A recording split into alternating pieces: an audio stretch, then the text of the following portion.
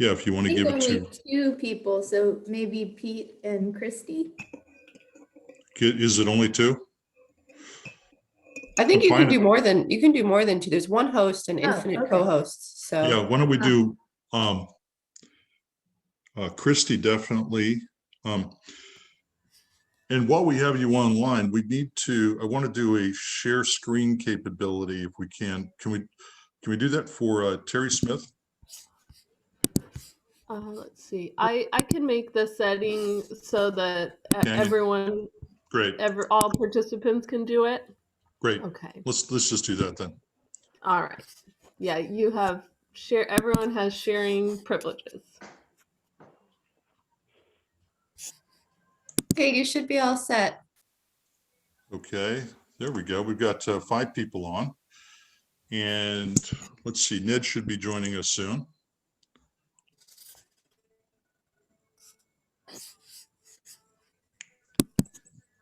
How are we doing on people in the wait room? There's nobody in the waiting room at the moment. Okay.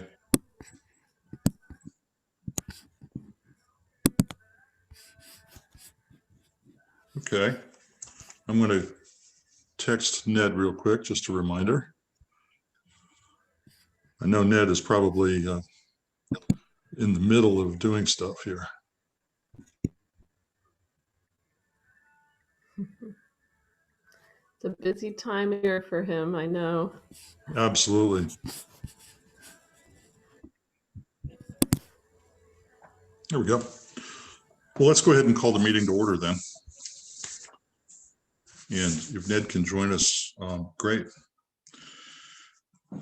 So, Christy, could you please review the meeting rules to invite public comment and then the committee's official charge?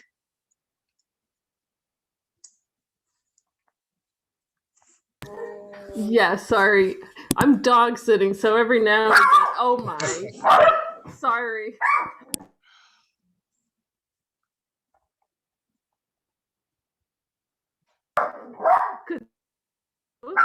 Could someone else do that and I'll be right back? Okay.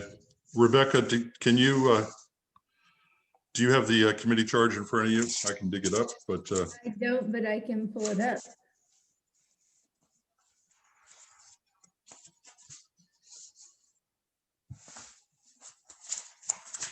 Yeah, if you have a paper copy. I'll find mine just as you finish reading, I'm sure. I have it. I got it on my phone. Thanks. I'll go over the rules for a public contribution. Of course, we welcome public contribution in the meetings. What we ask is that people wait until the end of an agenda item, and we'll ask for public input, which again, we welcome. And what we ask speakers to plan their comments accordingly so that they can fit within a 1-minute time frame. And then if they have additional comments, of course, we're happy to receive emails at our email address, which is posted on our website. And Rebecca, do you have the charge? I do. In accordance with the Wellfleet Town Charter, the Board of Selectmen hereby establish the Bike and Walkways Committee as an ad hoc committee with the following charge. The Bike and Walkway Committee is hereby established to consider ways to provide safe areas for biking and walking. The Board of Selectmen believes that these activities should be available seasonally and year-round as they are important means of local transportation, are popular activities in the town, and promote good health. The Bike and Walkway Committee is charged with the following tasks. 1, to work with the Cape Cod National Seashore, the towns of Provincetown and Truro, and the Cape Cod Commission to establish the continuation of the bike trail northward into Provincetown. 2, to prepare a plan for future bike and walking routes throughout the town of Wellfleet. So I guess I don't need to talk about how many members and the timeframes for, yeah. No, just what our responsibilities are. So. Okay, thank you. Near-term committee meeting calendar.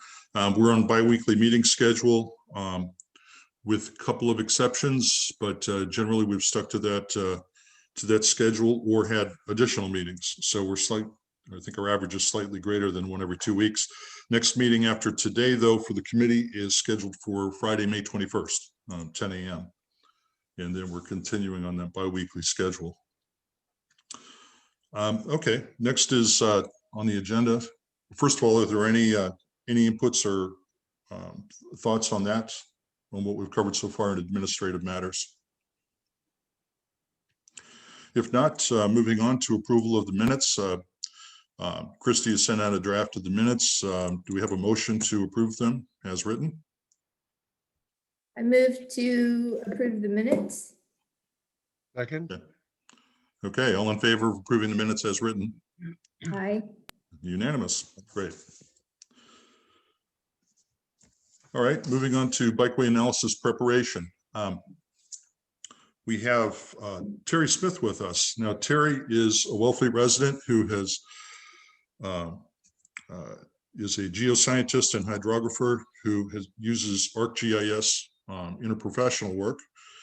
And as an avid cyclist living in Wellfleet here, volunteered her time and talents to help us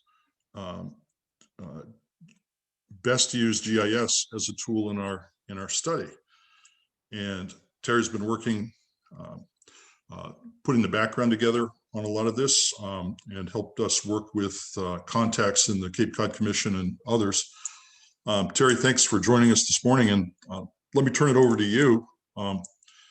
If you'd like to talk with us about the lay of the land with ArcGIS, perhaps give everybody a quick rundown on what you work with in GIS and what how we're looking at how it's looking for this study. Okay, well, I'm very happy to be working with you guys, and I've enjoyed working with Lance and Pete so far. Let's see, where do I start? I think, well, first of all, my background is in geoscience, and I'm a hydrographer, so most of my work with GIS is using three-dimensional data, using remote sensing data, sonar, seafloor mapping, stuff like that. So this is my first time working with transportation data, which is very cool. So anyway, I see my role in this this assessment, or GIS's role in this assessment, as basically three parts. One is digitizing the segments so that we can generating a GIS database, which would be separate from the database that's used to do the actual scoring and analysis. And two, which is just a complement to number one, is where possible, provide geographic data for the analysis generated, which can be generated more easily in GIS using publicly available data sets. And those data come from various sources. And the Cape Cod Commission has given us some data. I've been able to get some data from MassGIS and a few other sources. So, and it's all out there for the public to use. And the third part of this is geospatial visualization, which we can do for two stages of this assessment. And one, to actually create overlays that will help the committee members in the scoring process. So that would be an active part of the assessment. And then afterwards, create a type of product that can be used to present the results, the methods and the results of this assessment. So I'm going to go ahead and just share my screen. Yes. Okay. Screen, let's see, what this one. What this one? Share. Okay. Can everybody see the map? Yes, Yeah. I can. Good. All right, so this is, it's just a draft, but it's almost finished. These are your segments. so what we've done is I've taken the data for the MassDOT roads data set, and I used that as a basis to create all of these segments in this GIS database. The segments are all color coded in a random way, just so it's easier to see, to visualize, to see where the segments end and begin. I'm just zooming in a little bit so that you can see how complicated and how many segments there are in this data set. So each one of these lines, these are all lines, each one of these lines correspond with an attribute table. Let me just show you real quick.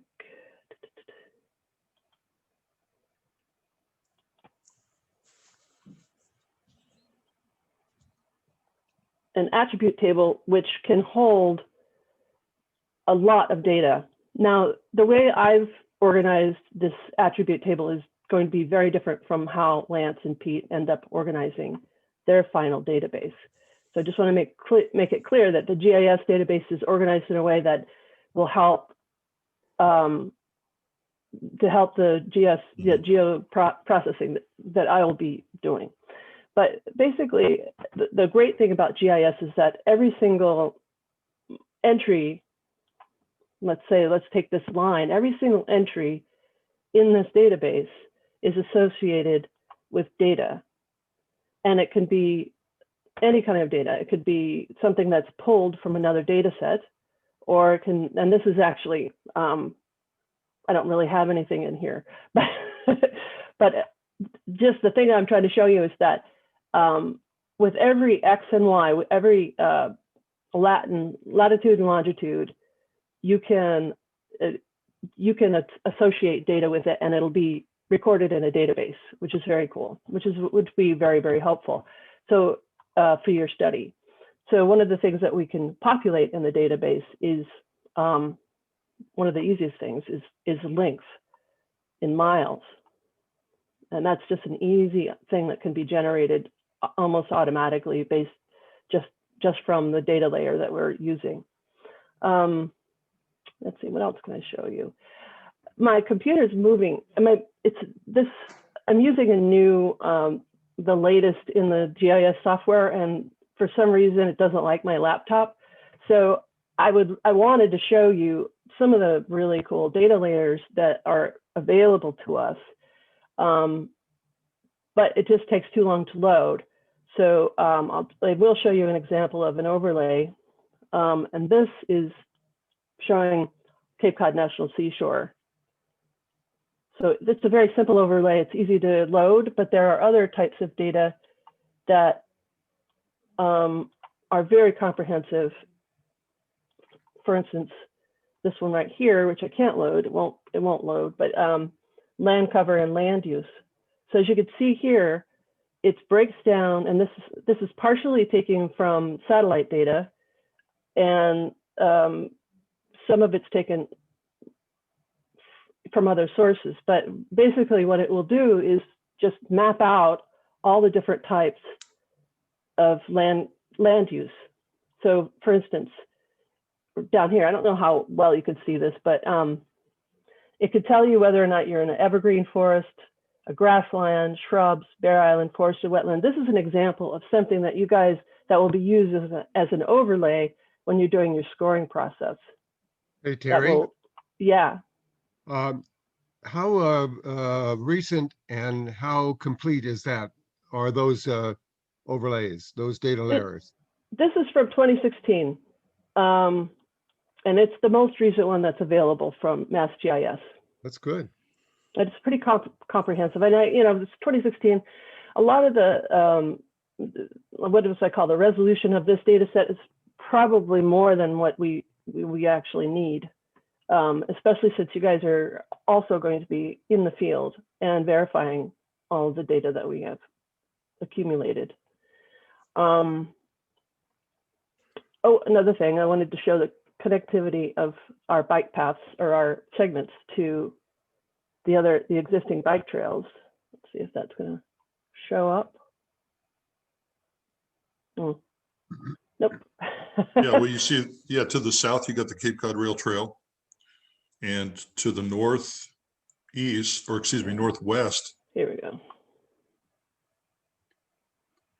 I pressed the wrong button. There we there go. we go. So here, now it shows the Cape Cod Rail Trail. And then here's the DCR extension. And this is the Clare Salton Stall Trail that winds through Truro, which many of us really love that bike path. So if you have any questions about what you see, or not too complex GIS questions that would take too long to answer, feel free to ask. How many segments do we have now? At the time, now this is still a draft because Pete has to go through and make sure I got all the splits. Yeah, we I just think talked. it's 100 and, oh, go ahead. No, go ahead. I believe it's 103. Mhm. And Right. I'm still in the numbering process, so that might change slightly, but yeah. Let's And how see. many do we anticipate? Oh, 108. I'm sorry. Yeah. The last time I refreshed it, before I refreshed it last time was 103. So yeah, 108. What was the question? Sorry. How many do we anticipate? I don't think there shouldn't be too many more than this one, 108. Yeah, I think we're pretty complete at this point. We've reviewed it. And it's had its third review at this point. We wanted to make sure it was complete, that we didn't have any disconnects. And as you can imagine, because we're really only talking about a 3-mile bikeway extension, if we have 108 segments, the reason for the number of segments is because in many cases, there's a single roadway, which has been segmented into multiple pieces because different routes have been proposed to us by different people that may rely only on a subset of a particular roadway. And so we have to, in order to properly account for each of the alternative routes that's been proposed to us, we have to account for the different segments of that roadway separately. And it's for analysis purposes. Hence all the colors on the screen there. And Terry, you mentioned the multiple colors. I'd point out, if you could go back to the, can you show the map again, please? Yes. Yeah, there we go. What we envision and what we described in the analysis plan is an ability to end up with 5 colors that we use there. Blue, green, yellow, orange, red. Blue being outstanding, red being unsatisfactory, and then different gradations in between, so that we could color code the grid of segments that you see here based on how they score against the criteria that are based on our goals and objectives. And that will in turn allow us to visualize where these routes go and perhaps point to alternatives that haven't been considered. And just a reminder, of course, all these segments are necessary to represent the routes that have been proposed to us by the public and by review of past studies, because we wanted to be comprehensive in looking at all the alternatives that are viable or have been proposed to us. And so there are segments that go in a lot of curious places, but they've been proposed to us by people who had serious ideas, and hoped for those to be evaluated. Hey, Terry, Yes. could you, on the database, do a ascending sort on the length? Just so I could, On the I'm sorry. on the length. On the database? You Yeah. were showing the database at one point? Yeah. Yeah, Okay. and length? Oh, Could yeah. you do an ascending sort? Yeah. Yeah. Yeah. It's-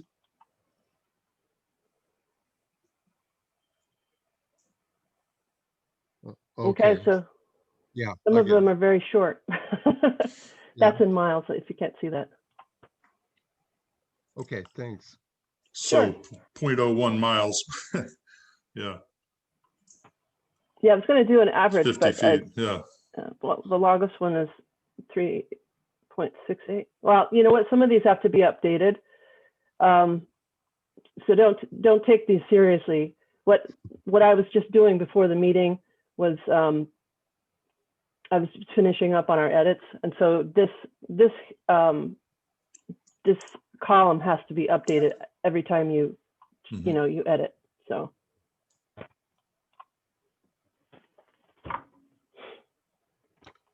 It's Anything else? phenomenal work. It's just so great to be able to see. And we could select a sequence of segments. Is that right, Terry? That would constitute a full path, and we could just look at that. we can, yeah. And at some point, all of these segments can be the segments can be merged into a path. So let's say your best path goes up through here. I would be able to just merge all those segments together to make one path, and then we could do analysis on that, the root at the On root the route. level. Yeah.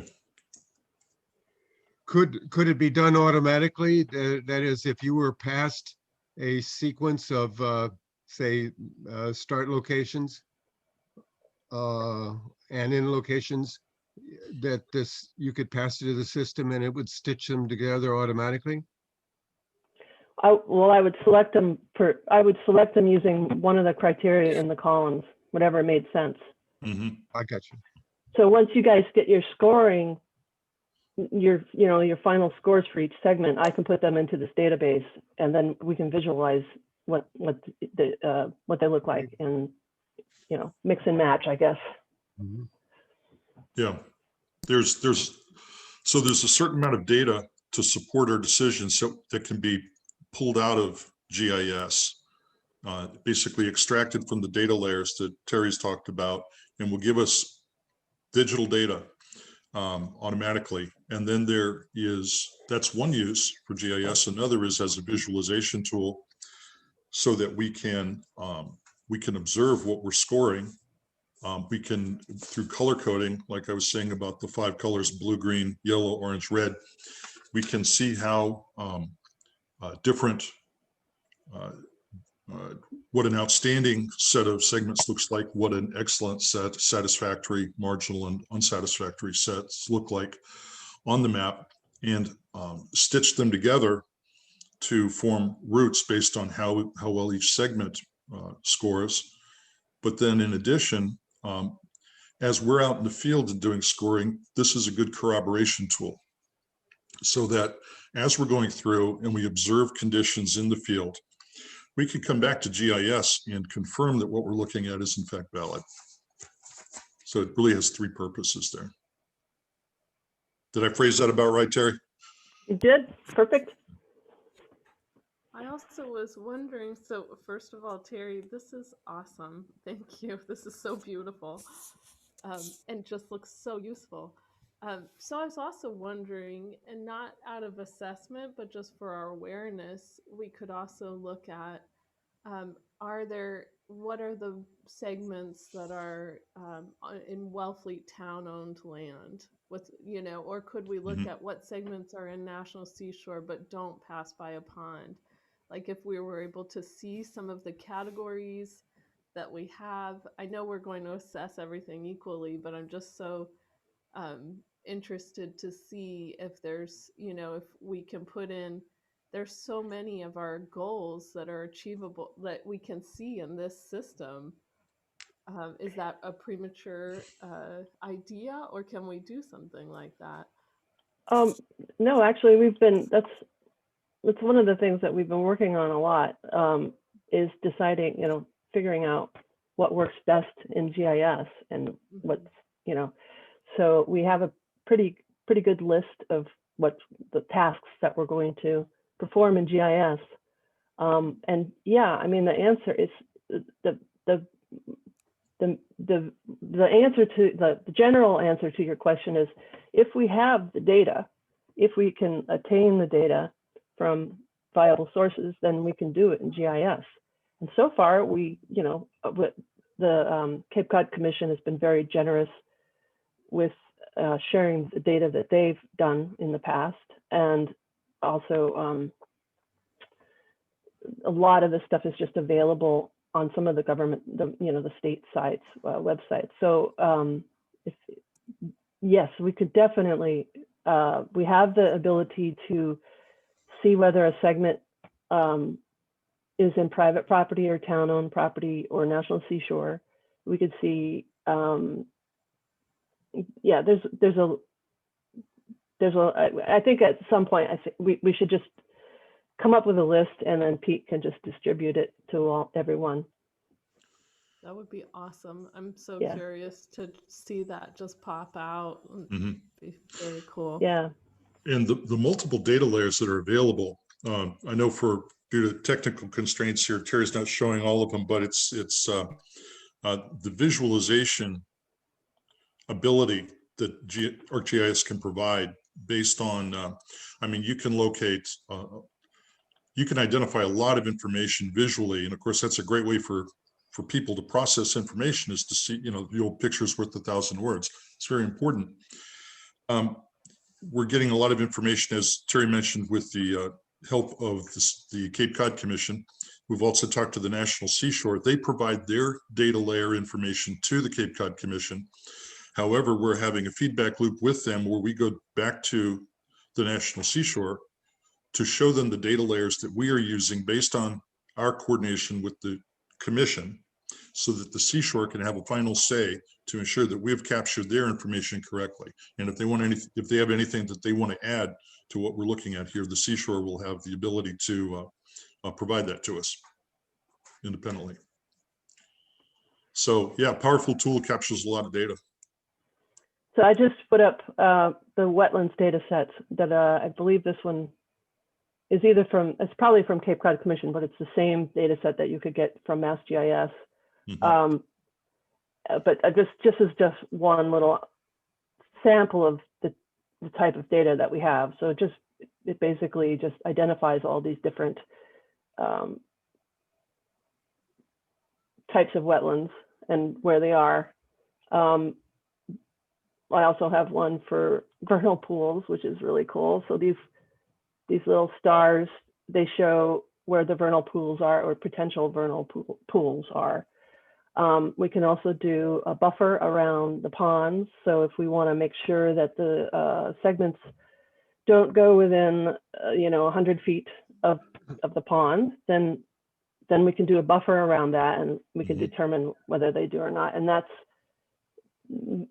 some of those things are that are useful not just for visualization, but those things can be also incorporated into the master data set. Terry, can you pull up the elevation contours? Oh yeah. Well, I don't have contours. I have this really awesome data set. It's a 2013 LiDAR data set, which is a 3-dimensional showing elevation. And what I was able to do, I mean, this is what it looks like, and it's not that informative in this state. But basically what you're seeing is the cooler colors is lower elevation, and the warmer colors is higher elevation. So this is, if I drew a line across here, I could do a profile of, all of the topography of Wellfleet. And it's a really, really great data set. But the really cool thing, which I'd like to show Lance and Pete, is from this data set, I was able to generate a slope data set. So what we're seeing here, we're not seeing elevations, we're seeing slope. So if it's a light color, there's no slope at all. And as you see the darker colors, those are more very, very steep slopes. So this has actually been very helpful for visualizing things like fire roads and pathways. So, and also you can see the areas that are really, really hilly right in here. But the cool thing that I discovered is I was having a hard time, whoops, not that. I was having a hard time, I had to digitize some of the segments that were just going to go on off fire roads, and because all of the imagery that we have has got tree cover on it. Well, this LiDAR it's called bare earth LiDAR, and it has removed all the trees. And so the existing trails in here really pop out really great. So it was a very useful tool for me to be able to digitize some of the trails and things that weren't included in any of the data sets that I have. Hey, Terry, can you talk about the accuracy of LiDAR? Well, LiDAR is it's a 1 meter it's 1 meter accuracy for the horizontal and the vertical, which is, I guess it's 1 meter. The way these are all, you could think of these are called rasters, and you can think of them as they're a grid or like pixels or something. So each grid is 1 meter, is 1 meter by 1 meter. So I don't know what else I need to explain about that. And also it's, I don't remember, I have to look it up, but I do believe this one is from the Army Corps of Engineers, but I'm not sure. I have to look it up. And that's a great thing, is that all these data sets are associated with metadata that you can look up the source and, you know, who made it, when they made it.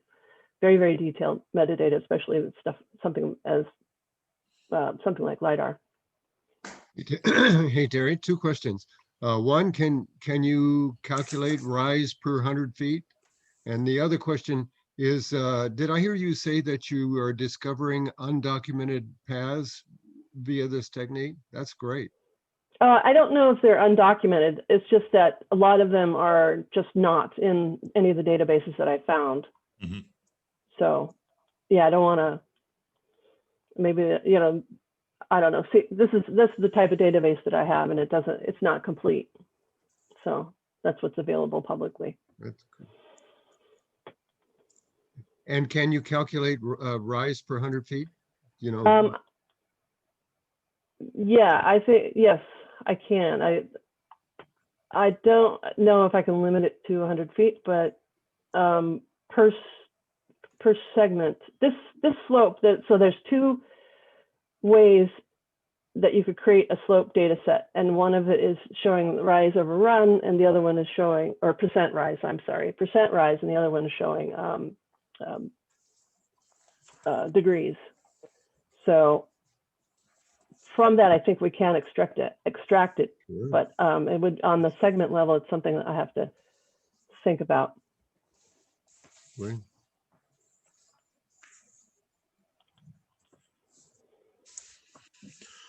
Well, thank you, Terry. Does anybody have any additional questions or comments on the committee? Anybody at all? Does anybody from the public have a comment or question? Well, Terry, thank you very much for giving us your technical assistance to pull this together. Again, this is,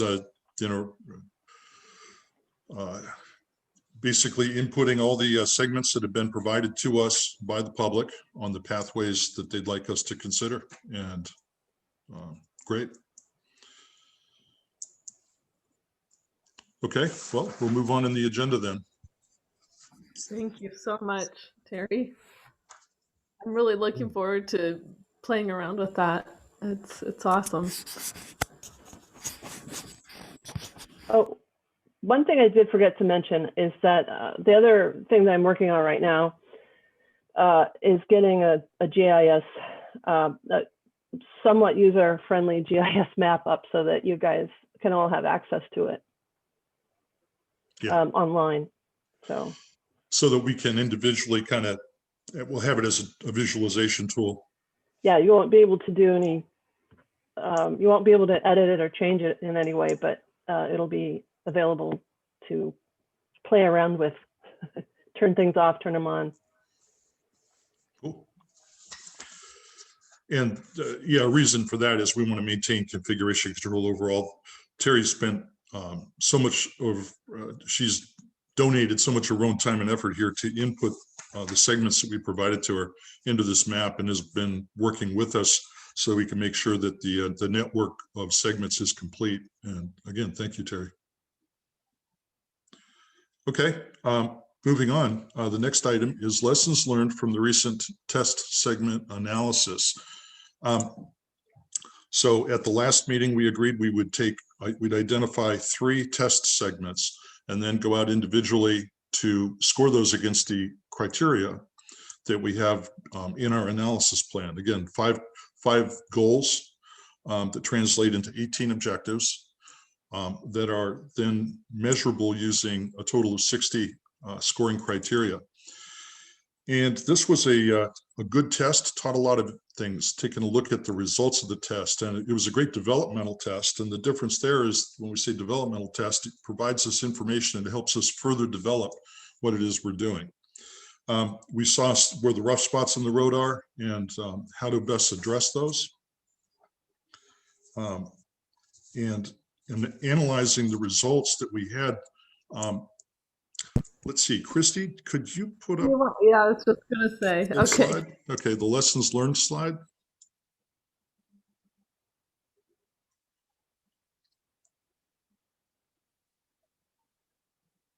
Thank you. Yeah, there we go. So based on the results, there were, as one can imagine, of our 60 criteria, it turns out there were some that are very well suited to being scored in person in the field. However, there were some where people, and we all know what this was like, where you hit a wall when you're trying to score a particular criteria, because you say, well, I don't have the information available. I'm going to have to speculate here. I reviewed through the criteria. There were some real common themes that ran through for all the various raters of the segments using the criteria. And I identified 22 of the criteria that we can analyze differently than going out in the field. So 7 of those are best scored with ArcGIS, which Terry just showed us.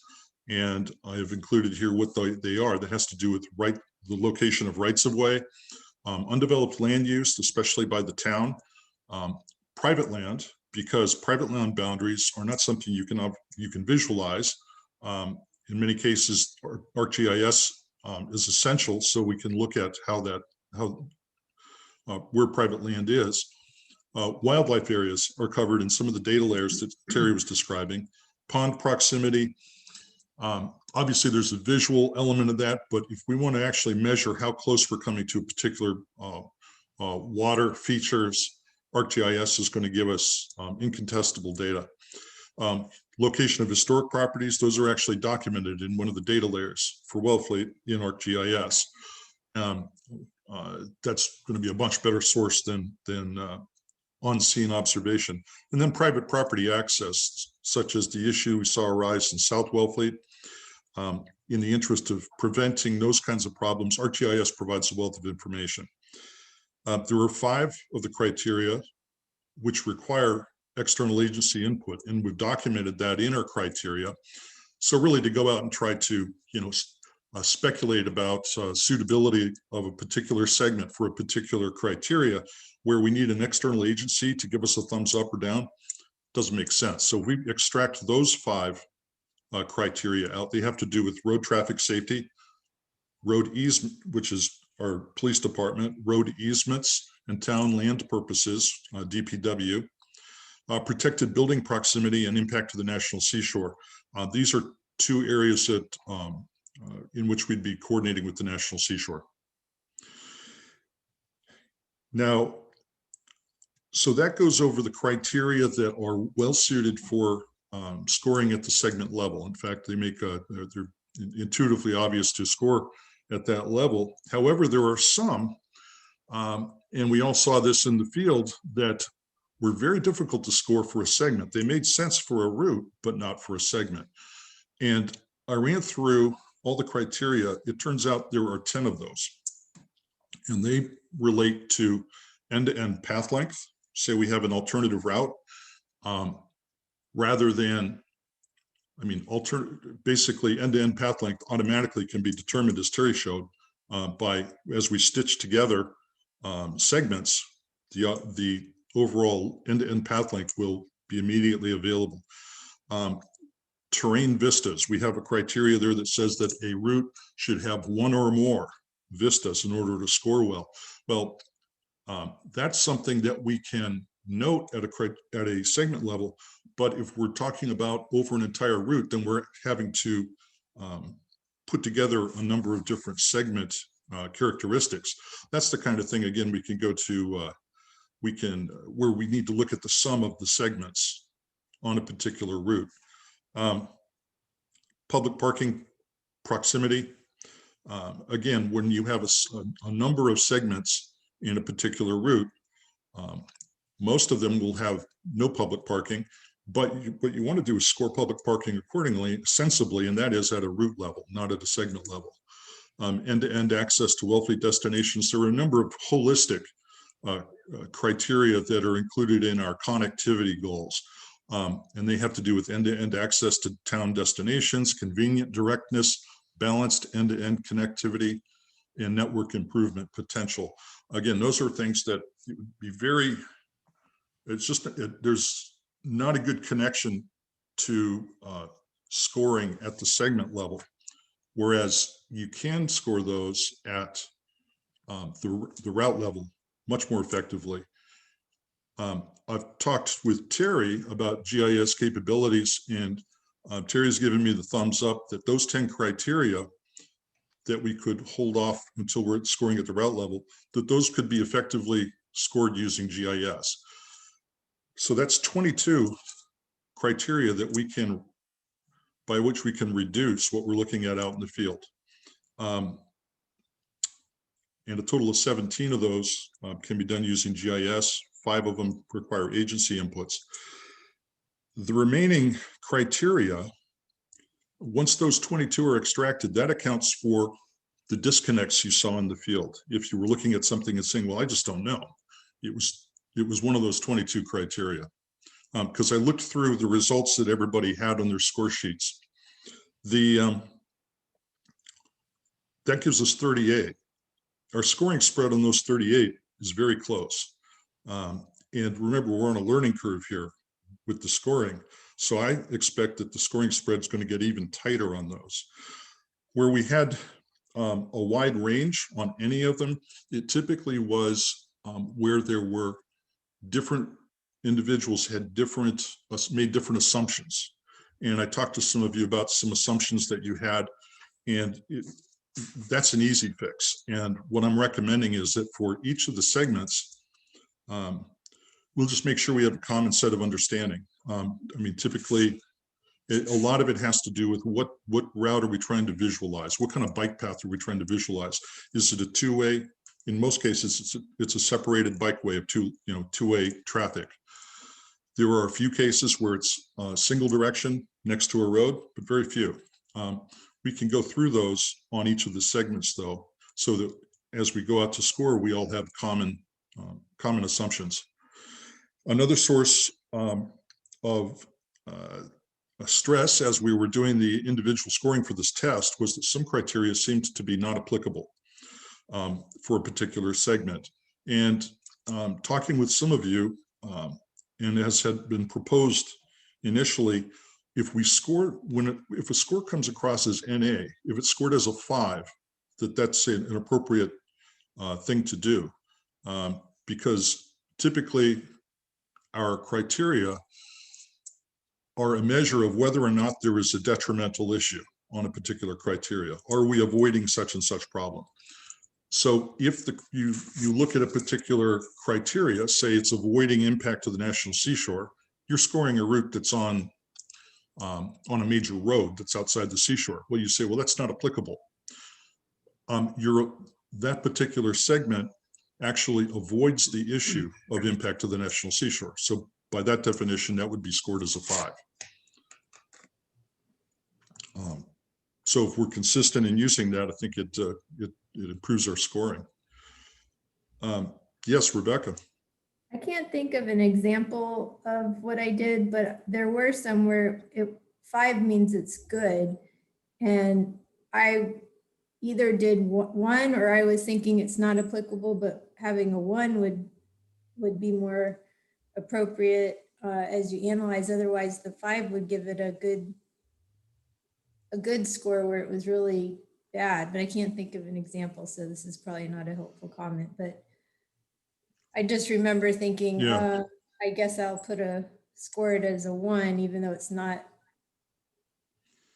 And those ones that basically ended in mystery, like what you're describing, those tended to be the 22 criteria I mentioned in the first line. And if we extract those out so that we're not scoring them in the field, now we have information, we have more complete information to address those. Yeah. Can we go to the next slide? It's actually the last slide. There we go. So my proposed way forward is to score the segments in person using the 38 criteria that remain. Those are criteria that are intuitively applicable at the segment level to somebody who's in the field. It removes the ones that caused most of us, to question, do I have information? Do I have the right information to score this criteria? This will leave the ones that you can score handily in the field. We use ArcGIS and agency inputs for the other criteria. And that the final 10 criteria not be scored at the segment level, but they be extracted and they be applied in a second layer of analysis, and that's at the route level, where I think they make the most sense. So I'll leave it there. Any additional thoughts? Yeah, can you hear me? Yeah, Ned. Yeah, okay, well, I'm going back to what Rebecca was saying. I kind of, when I was in that situation with an NA, I think rather than go 5 or rather go 1, I was going 3, saying that this is it's a middle of the road that way, because I agree with what Rebecca's saying, that otherwise you're tending to maybe skew the rating too high if you're putting a 5 on something, and then same thing if you're putting a 1 on it. So to me, if it was not applicable, I thought by putting a 3 on it, I'm leaving it right there in the middle, not affecting the rating as much. I don't know, but the key is that we all do the same thing. Like you're saying, whether we all put 5s or we all put 1s or we all put 3s, we have to figure out any NA as being scored by the same way by all of us. So I suppose you could still, if we stick with all doing 5, it's probably fine. But that was just my thought on it. Is that? No, thank you. Yeah, we should talk about it, make sure we're all in agreement. And if 3 makes the most sense, that would be, then we should agree ahead of time. And I think the training will help too. Yeah. Like for the Truro Trail, the first time I did it, I had 5 or 6 NAs, and then the second I went back and I felt more confident, and I realized, oh yeah, well, so traffic, it's not applicable because it's so not a problem. So that gives it a 5. When I felt more confident, I understood. Right. Yeah. Now with the Rotary, that might be something Rebecca was thinking of, where there's something like, well, the relaxation is a 1, obviously, it almost feels, or the police safety, which Pete points out we won't have to worry about. So it does make a lot of sense coming through on the other side, I feel. And I guess you're saying that a lot of the ones that'll be NA are now not going to be an issue because we've pulled them out. I'm wondering, so we're going to have agency input. So you're thinking we'll need to ask the police department to go through this on the segments? Have we asked if they're on board with that. Yeah, we did. We made no assumption. We didn't jump to conclusions. I pre-coordinated with the police chief that as a matter of fact, he offered their input.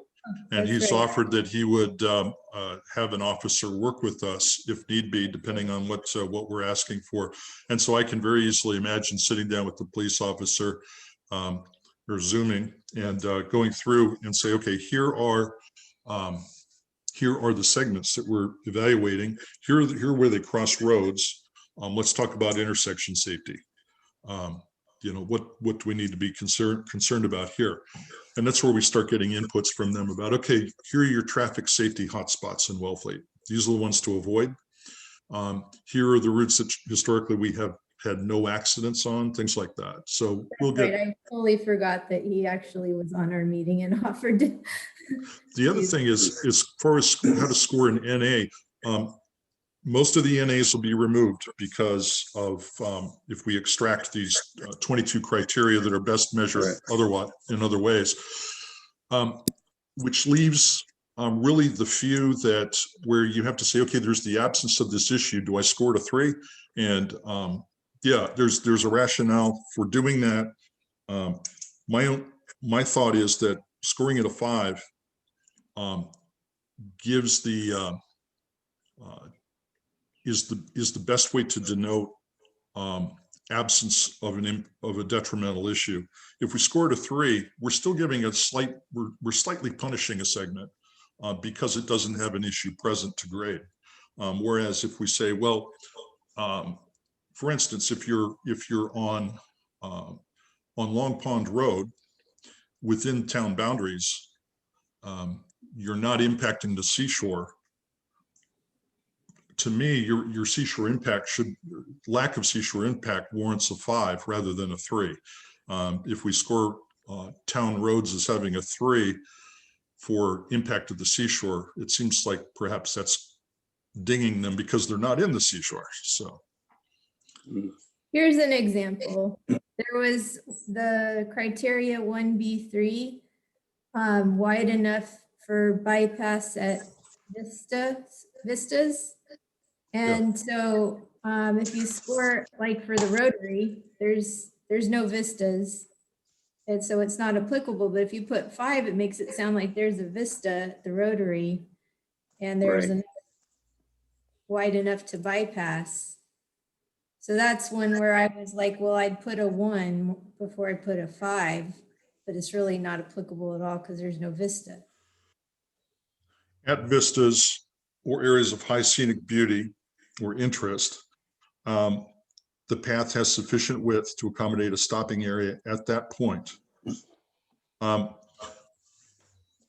So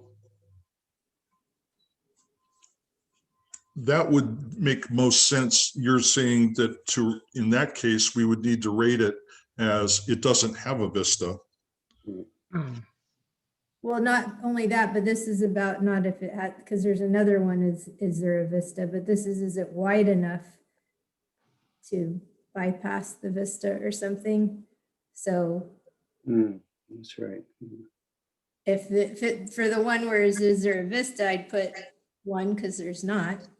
Mm-hmm. But wide enough to bypass the Vista would, well, I guess. So you're basically saying you would. 1 before I put a 5, that makes it sound like it's excellent for. Here's the thing. Remember the presence of a vista. I'm recommending that be scored at route level rather than a segment level. So that would be pulled out of the. That would be pulled out. And I would say that if there's an absence of an issue on parking at a vista level, that we just score it as a 5 and that avoids unfairly dinging a segment. And you mentioned the example, which is, of the rotary. And of course, we all know the rotary has no vistas, but that might apply as well to, say, a fire road that is very tranquil and peaceful, but doesn't provide a vista. And then we have to say, okay, what do we do about scoring the parking availability at a vista? If we score it as a 1, that will have a negative impact on the overall score for the segment. But that may be unintended. If the segment is fine and it just lacks a vista, a case could be made that we score that as a 5 because it's the absence of a detrimental issue. If that segment is then later incorporated into a route, that route will be scored as to whether or not it provides vistas.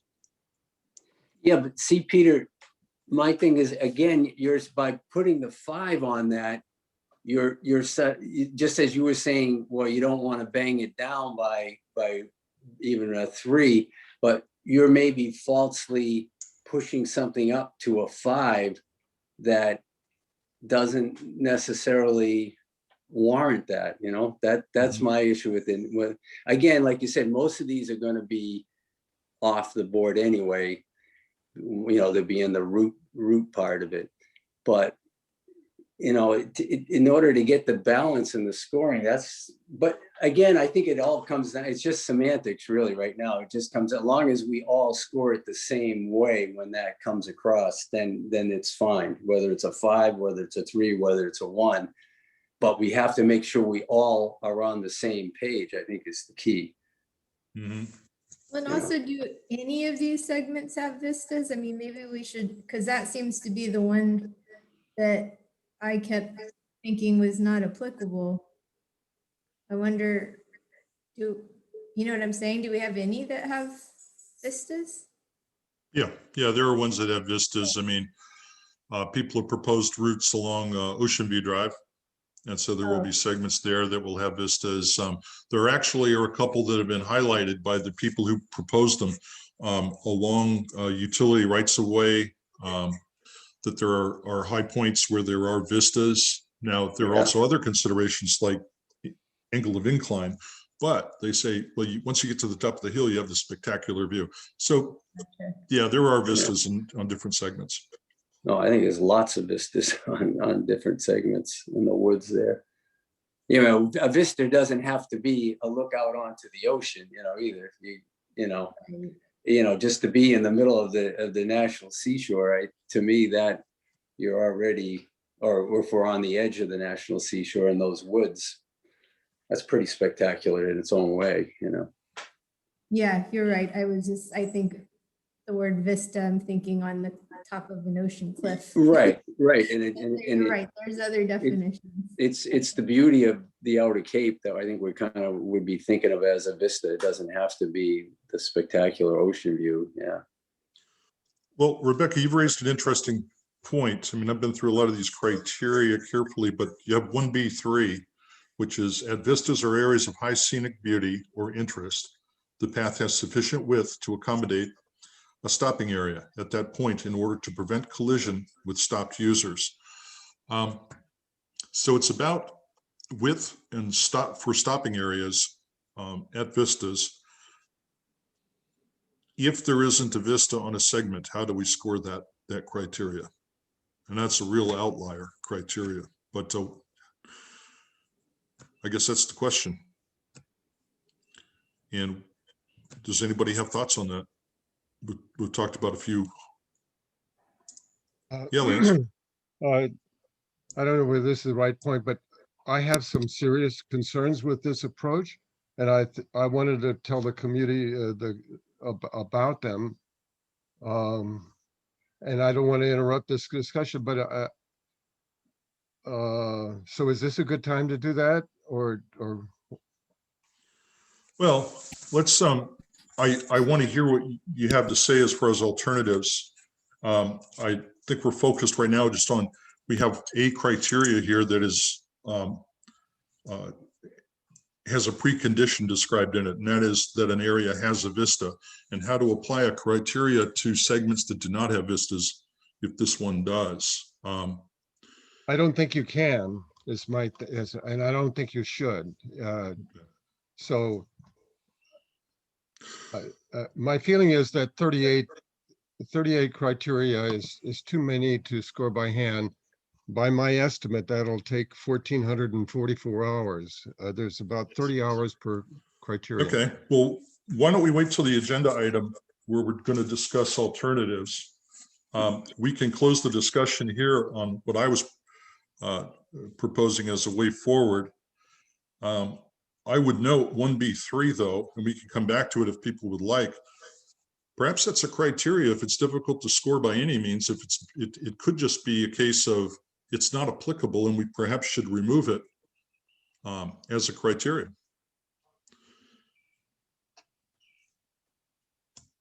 If Yeah, it's only again, I think it comes down to how you define a vista too, you know, and I think most of the areas out in the woods are beautiful in themselves, but if I agree that you should remove it if we're looking at vista as something being really spectacular, because that you know, it's a nice little plus, but it's maybe not that. well, in this particular criteria, if we if we realize that the presence of a vista is a route level scoring criteria, that this criteria 1B3, which Rebecca pointed out, is really predicated on the presence of a vista. And if this is to be scored, I suppose that I would make a motion that we remove criteria 1B3.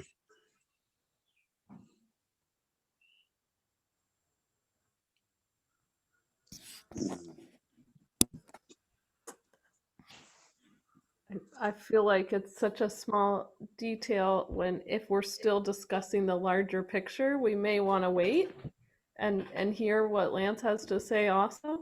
Great, let's do that then. Okay.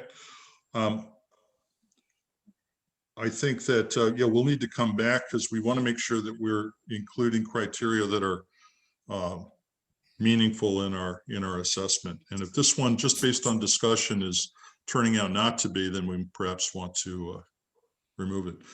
Okay, well, let's go ahead and move on in the agenda then to consideration of alternative approaches to the analysis. And I know, Lance, you had some information you wanted to present.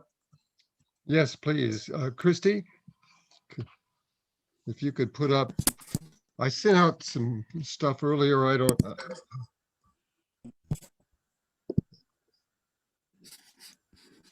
I think, does this look like what you were hoping for? yes. All right. So I'm proposing that I think, first of all, we've seen such a tremendous advance here with Terry's work, and then with Pete's work on doing the analysis of the segments and seeing how we can reduce that. That's just really terrific. But I think we need to take a look at the broader picture. And I have some concerns that I want to raise to the committee so that you hear them and you can make up your decision. The 60 criteria were developed with the idea that people would be going along about a 6-mile full path. And the criteria were intended to be a person's subjective opinion over, after they had walked or driven that whole path. The criteria were not designed for a 100-foot segment, or I think the average on the data that I had was 0.6. It's putting too much into a segment, the decision. So I'm concerned about that. That's one thing. And I'm also concerned about the time that this will take. And I think we ought to look at that and have that in mind. Next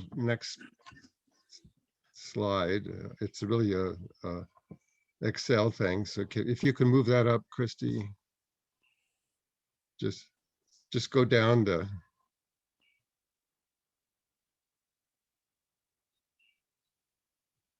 Just move the cursor down and it'll roll up.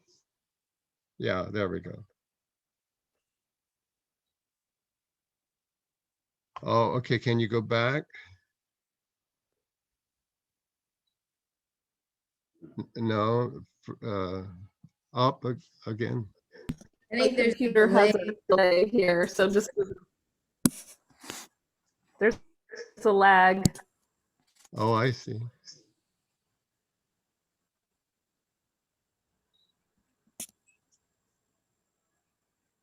Is it looking right? What are the No, I need to alternatives? go up the previous page. Oh, here we are. Okay, I got it. So it'll show up in a second. Okay, great. Here's the thing. I did a really detailed analysis of all that it involved in doing the scoring. I may be wrong. It's at the bottom of this presentation. And about half of it is analysis stuff. But the whole thing is about 2,300 hours. And let me give you a perspective. Just for the scoring aspect of that, it would require, if we did the full, and we're not going to, thanks to Pete's work, if we do the full 60 criteria, it would mean that the 5 committee members would have to have 30 hours a week between now and the end of June to do that, just the scoring part. And then there will also have to be the analysis part. So if June, if it's worse if it's beginning of June, but if end of June is our scheduled time, I don't think that's possible. So that's one issue. Then I've already spoken about they're not designed for short segments. We have 110 now, roughly. They weren't intended for that kind of thing, to have you go from one to another. I think what's going to happen is you're going to get if you get a good segment, you're going to be more, influenced by that segment.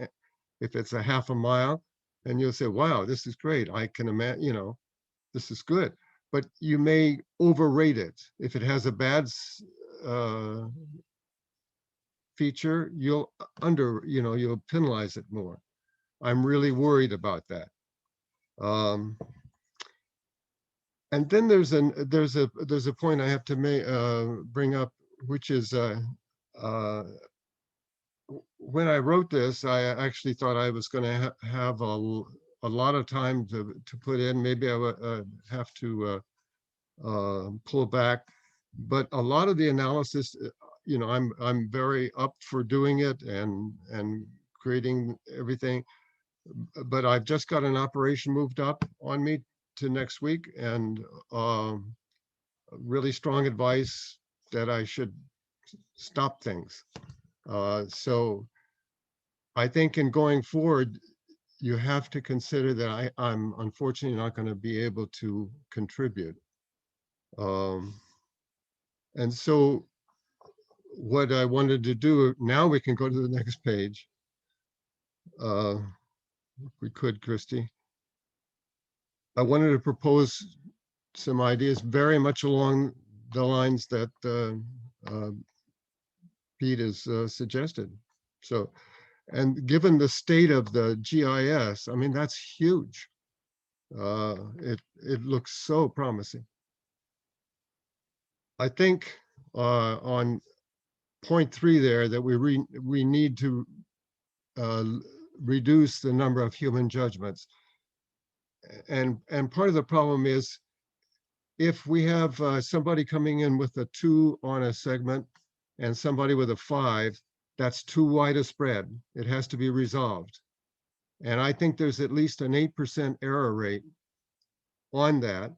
That is, we'll have 8% of things like that, even if we calibrate each other and have an idea. I think people differ. And resolving those is a lot.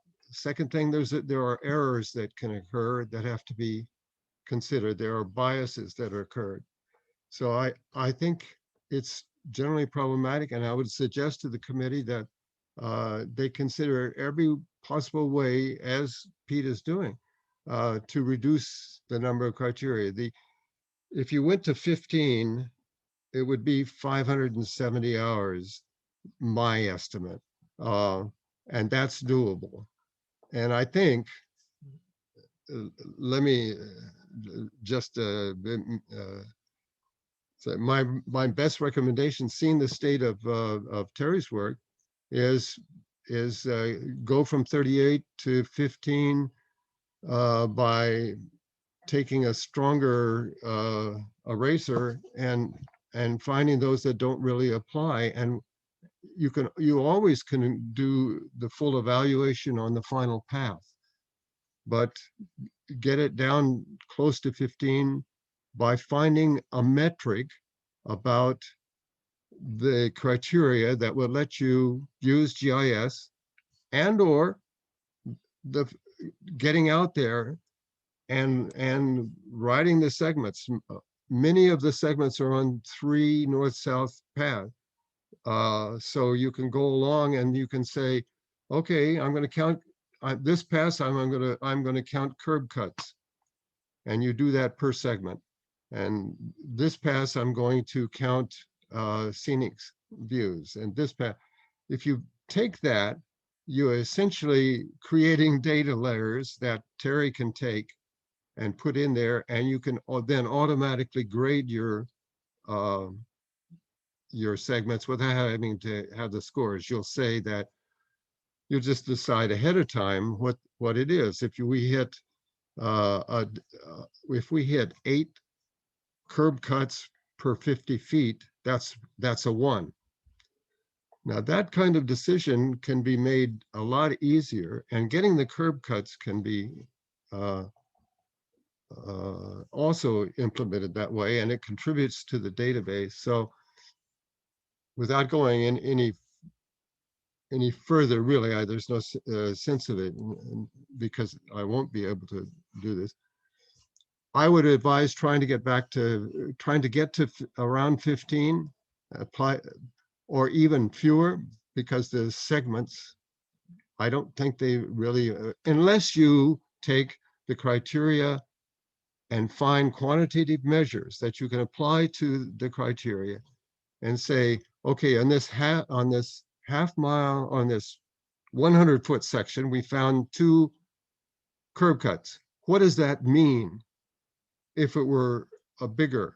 And I suggest that you use a half a mile as a standard, that you figure out what's good and what's bad on these criteria for a half a mile. That's a reasonable thing. And then normalize to that. In other words, if you had a quarter mile, and you found 2 curb cuts, you would double that and get 4, and you'd see how that figures against what you think is okay for a half mile. And if you have a 3 mile, you would divide by 6 to get back to a half mile. Say I found 30 in a 3 mile, well, it would be 5 per half mile, or 6 per mile. So no sense in me going through the full presentation of my, I sent this out to everybody, and my estimates of time are on there. I did have an idea about a 5B. I have an extra guided in there. It should be metric guided plan, which is basically this notion: you convert the criteria to quantitative measures. You go out or use GIS to find that feature, sharp turns, grades over 500 feet, grades over 3.5% for 500 feet, things like that. And then you convert it to automatic means. I think that would, for when you have so many segments, I think that rationally makes a way of applying the path criteria to the segments. But it's, since I'm going to have to bow out, I offer that to you, and I'm certainly glad to talk about it or anything. So over to you. Lance. Yes. I was saying thank you.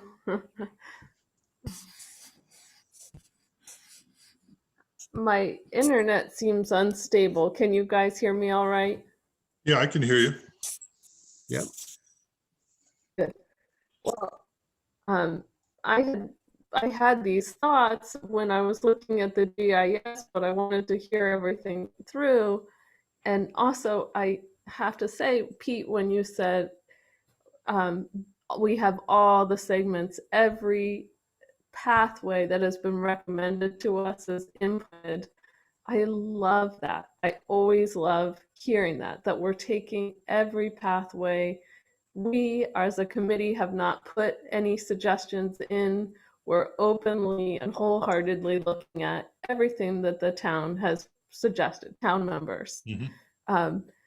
And I want to stick with that. But then I feel that time resistance as well. And when I was inputting the segments and as I've strolled along so many of these, I do feel that we can wholeheartedly consider each option without investing, but at a different level of layers. Using GIS, I think there are certain segments and pathways that we don't need to invest so much time. Even as I was putting segments into the database, there were certain ones, and I just thought, well, this one makes no sense.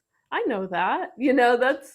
That's a dirt road that goes by, all. So Mhm. I do feel like if we could, as a committee, start our analysis at a broader level and then put our whole heart and souls into the ones that make the cut.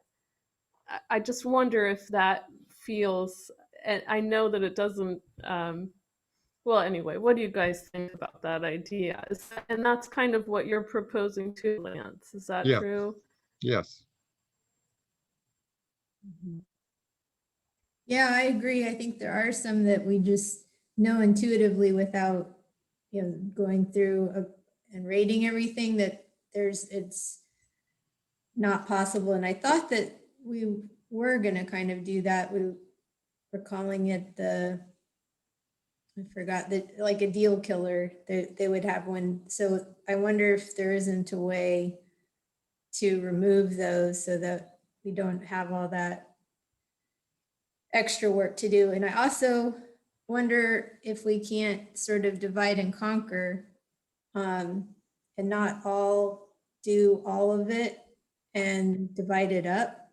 I know that we may come up with different, not the exact same, but I think in the interest of time and in the interest of that, I think we'll be pretty close, that we could maybe divide it up so that we have less to do individually.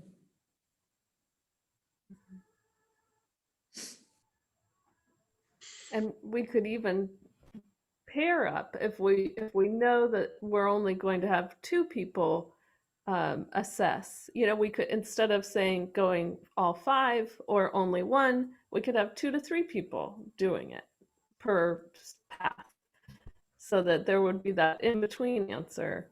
But what would be interesting is to look, and then we feel intuitively as we walk them or seen them that they might not be practical, but we wouldn't make the decision intuitively. We'd make the decision with the deal breakers and the GIS, and then we'd see what's left, and then Yes. see what we need to do to divide it up in a realistic way. And I'd say, Lance, in light of your upcoming surgery, I think you should, you could be off the hook on going out and trying to do the rating. And that if we divide it up, you are off the hook on that part. You're already doing a ton. If you want to stay on and do stuff that you feel like you can do or not, whatever, but I mean, your health is the most important thing. And so whatever we can do to support that. Teaming up is a really good idea, because when you're by yourself, you can get in a certain bias, a certain mood. Two people or more, you're going to you know, I would advise, you know, somebody said, what do you think, Christy? And I think it's a 4. I think it's a 2. Well, let's talk about it. Why do you? And not to sway, but to see. And Christy says, didn't you see that vista there? That was so fantastic. Oh, I missed that. Oh, okay, let me go back and look at it. Oh, I see what you mean. So you're going to get better results if you do it that way. That's a great idea. I think due to open meeting law, we could pair, but we couldn't do more than 2 people unless we made each one an open meeting, which would be technically difficult. I Right. think 2 is a good number anyway, you know, Yeah. so, Yeah, agreed. yeah. And I agree, this approach is definitely the way to also- go. I wanted,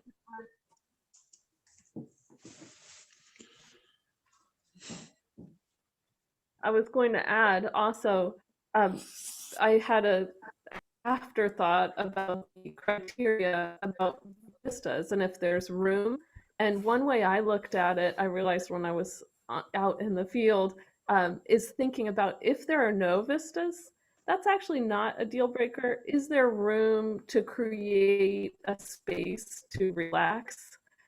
Because say there's a path without a vista, but it's just beautiful, you know, and you have a picnic table area and you get to have snacks with your family or Mhm. by yourself read a book, well, that you just created yourself a spot. So I think maybe I was also thinking to put into consideration the idea of saying, is there room to make space for enjoying the vista or create space to sit and relax regardless of the presence of a vista? Yeah, and while Lance was talking, I made a note to myself because I had originally proposed that we could remove that criteria 1B3 since it wasn't really scoreable at a segment level. But then it occurred to me that the reason it's not scoreable at a segment level is because we moved its companion criteria, the existence of a scenic view, that sort of thing. We had moved that to the route level. And rather than delete this one, it finally occurred to me, it dawned on me, we just moved this to the route level too. It's one less criteria to score at the segment level. It remains as part of our scoring, our weighted scoring. It's simply moved to the route level. And therefore we're still capturing its intent, but it's focused on a route level issue. And it therefore becomes a classic example of something that wasn't scoreable at a segment level that is scoreable at a route level. So. And do you think it's possible to cut down the number from 38 a little bit lower? I mean, I know some of them seem very detailed and I wonder if we can't kind of combine some of them and still convey the right information. Yes. Or before we think about getting down the segments, do we talk about this idea of reviewing potential pathways rather than segments first? Yeah, and Well, also you mentioned about maybe there's segments to just eliminate too. I don't know. I think that was also a good idea. Yes, I agree with that. Okay. Well,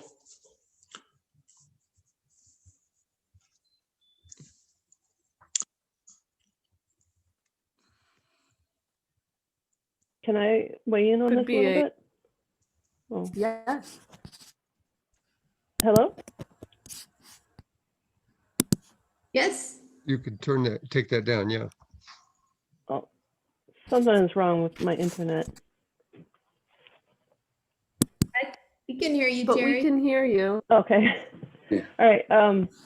I was just thinking that some of the criteria, I don't have it up right now, so I can't use examples, but like you can combine some of the criteria, like aesthetic quality, That's what I was thinking. natural, aesthetic, all those things, you can combine them all together and just have one judgment that or something that where you've reached a consensus where, wow, this is a great pathway or this is a great segment or whatever route, And then you guys could just list, you can reach a consensus as to what to score it, and then you can document why. You don't have to say, oh, it has 3 vistas and 2, picnic areas, but you can, instead of counting them, you can just do an overall score and then explain why you guys came up to that conclusion that it reached a 4 or 5 aesthetically. Because, and there's another point that I want to make is that the Cape Cod Rail Trail is fantastic, and it goes through amazing, like, wetlands, and it goes over really beautiful areas, farm-like areas and stuff. But then sometimes it just goes through, well, like in Eastham, it goes by the dump, and it goes through some industrialized areas in Harwich and places like that. But it's not necessarily bad. It's not necessarily something that needs to be, that should have a lot of weight in the overall route, because it's getting you from one great place to the next. And the Cape Cod Rail Trail is easy because it's just going along the old rail, and this is a little bit more complicated. And I also think that eliminating the no-goes is a really good idea, because some of those things you can look at and know absolutely that the park, the National Park Service is not going to allow that path, and you could just verify that with somebody from the Park Service, but a lot of those paths are no-goes because they really truly are, and that it would be a non-starter. Let's see.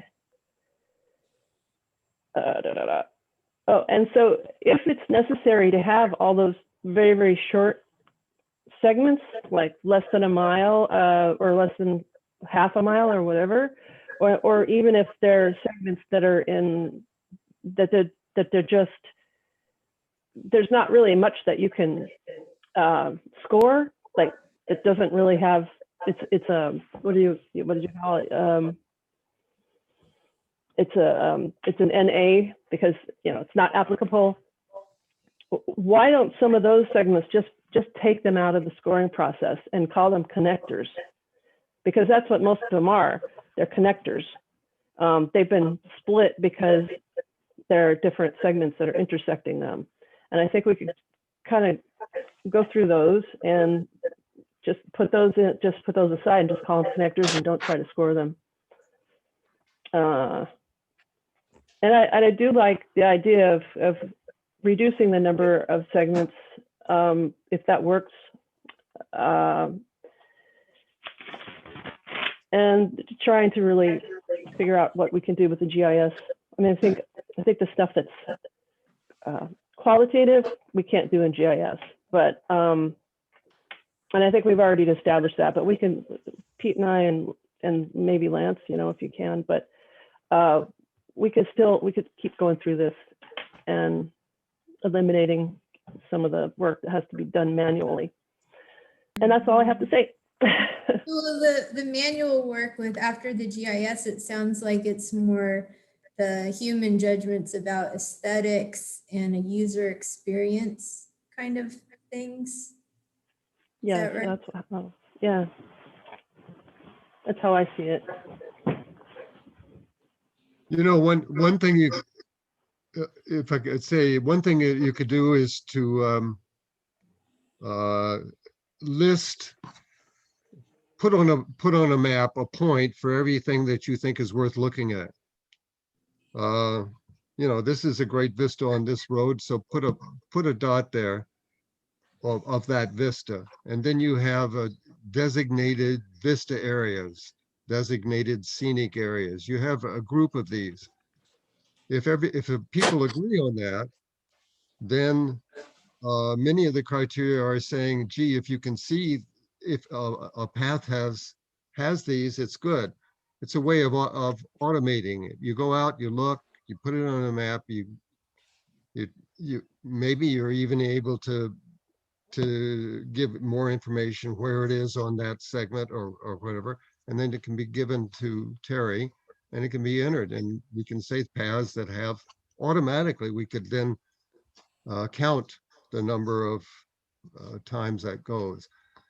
I think Terry's ideas for reducing segments is a great one. If you can reduce criteria and reduce segments meaningfully and consistent with the goal derivation, I think that's really a good way to go. Yeah, and I think if we pair up instead of all having to do all of it, that also will help Yeah. with time. Can, Well, it's I okay if I, was thinking this. Go ahead. can I I was going to share? say the segments are so useful. Go ahead, Terry. I'm sorry. I think the lag is hard to deal with. Can I share my screen again and just point out something that I think Lance was just saying, what he was trying to describe? Yes. Yes. Oops, what did I do? Messed my view up, actually. Okay.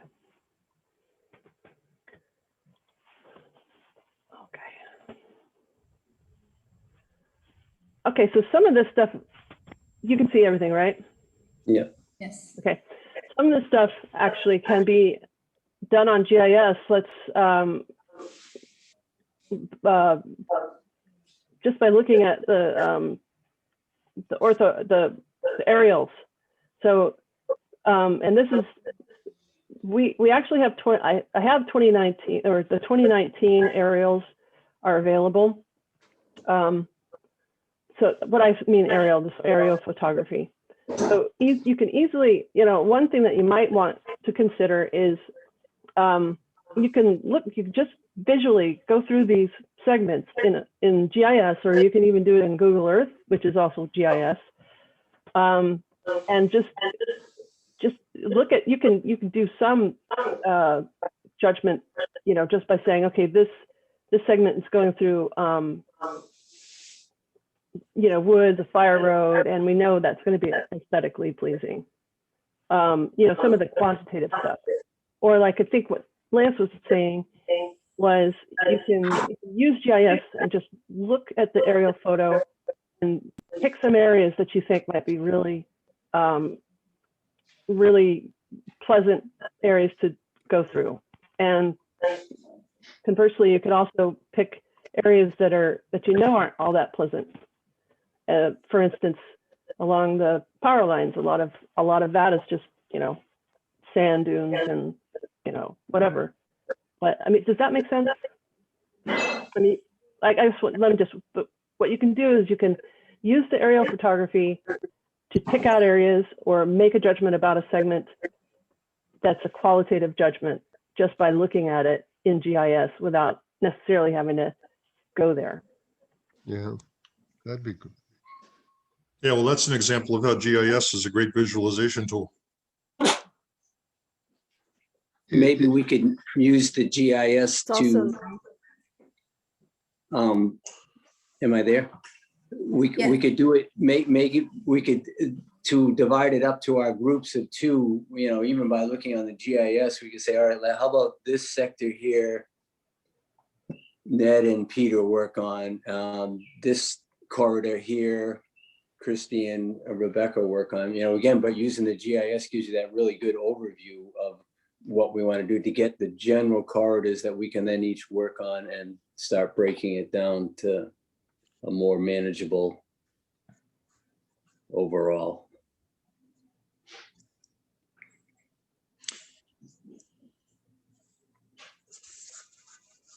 So I haven't been saying anything, but if I may,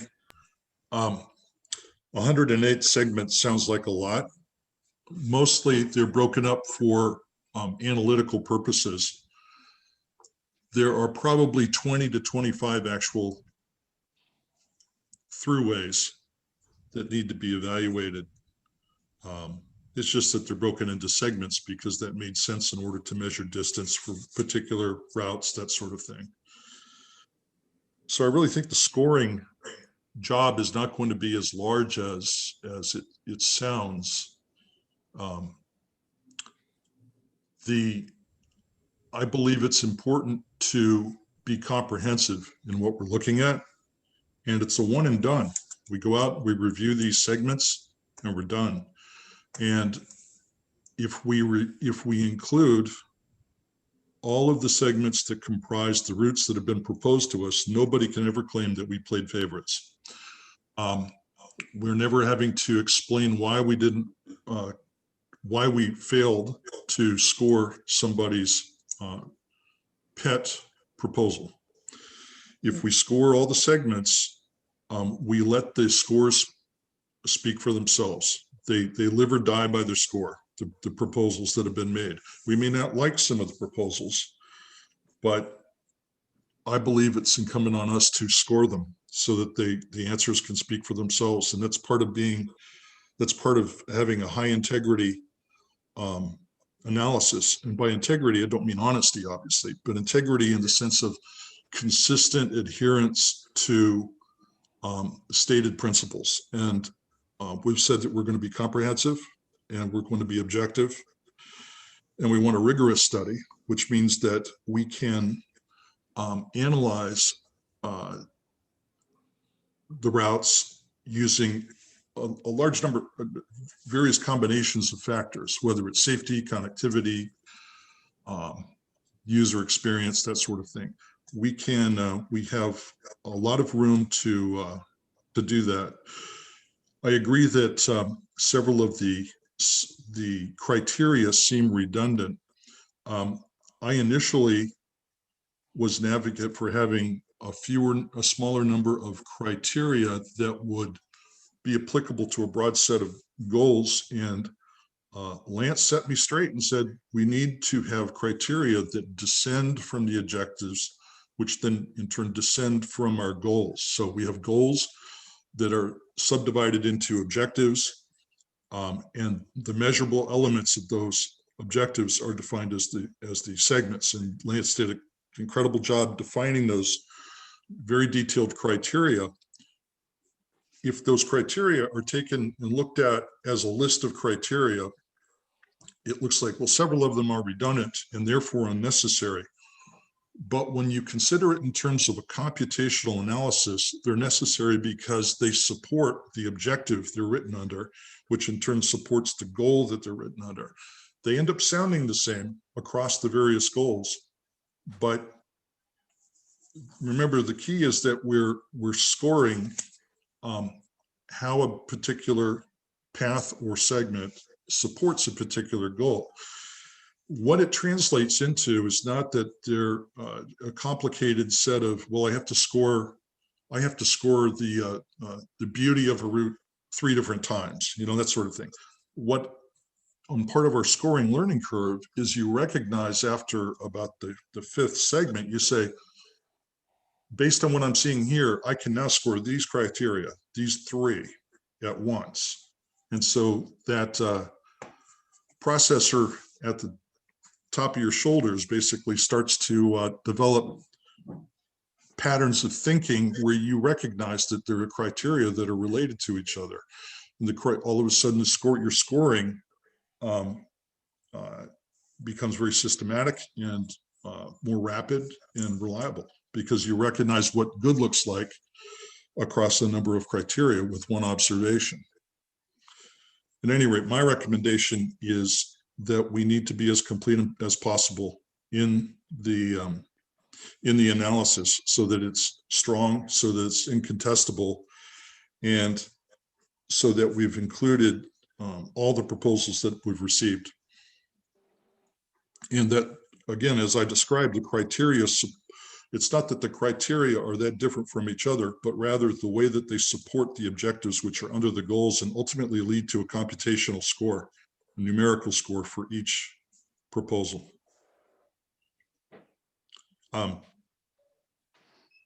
That's all I have. Could I comment? Please. I hear what you're saying. I just want to just go up 30,000 feet. We've got according to the schedule as it stands now, end of June, or I don't know where it is in June, sometime in June. We have to go to the select board and we say, we have found the really good paths. We found some good paths and we can stand behind them. That's what we need to do. I think the evaluation of the segment, we're not going to go to the board and say, we found a bunch of really good segments. They don't care. So evaluating the segments is only to get us to the position where we can put them together, stitch them together to find really good paths.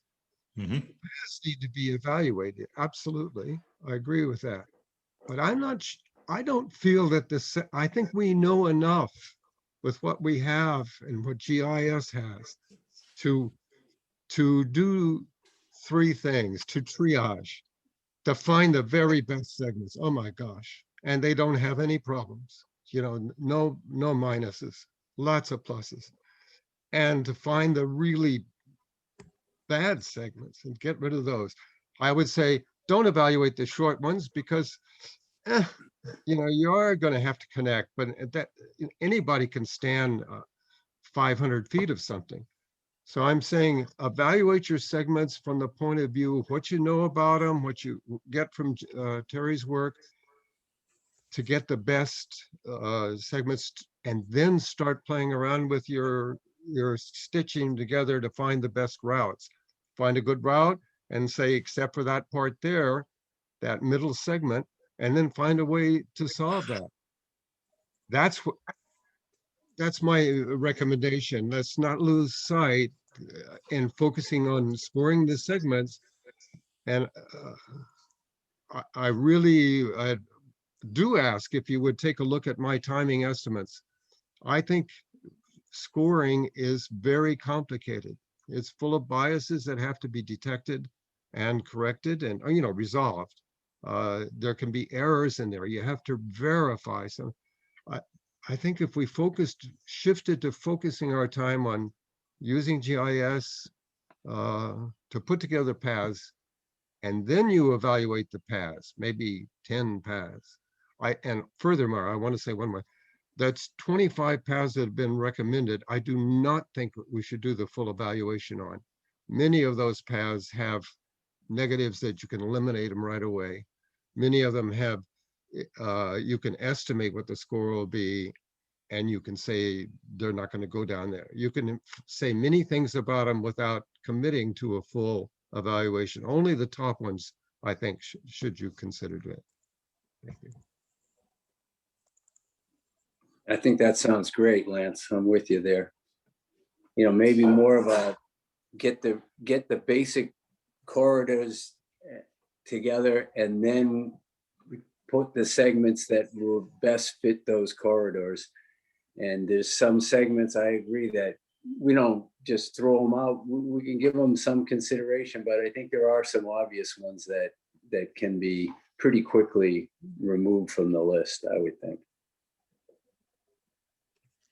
And they'd be removed qualitatively. I mean, no, they'd be removed quantitatively. You could remove them based on really concrete facts. So we could say, if someone said, why did you throw that out? We actually would have a reason. We wouldn't say we were playing favorites. We'd say, oh, because the National Seashore refuses to work with us in this scenario. So we love it too. We agree, but we already know that they won't work. Yeah, we've identified. So we would take those out for real. Okay. I thought the National Seashore didn't want to go by ponds on National Seashore land.